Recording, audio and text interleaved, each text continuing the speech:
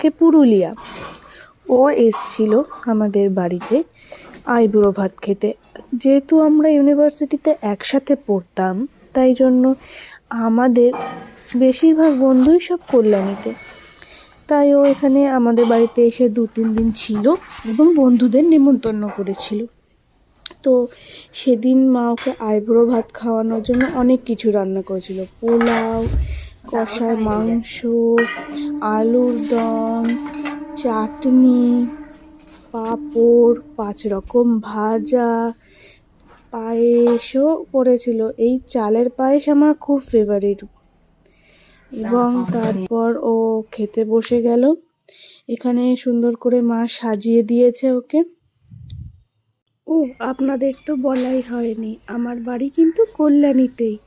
তো এরপর আমি ওকে একটু পায়েস খাইয়ে দিলাম। ব্যাস এইভাবেই দিনটা শেষ।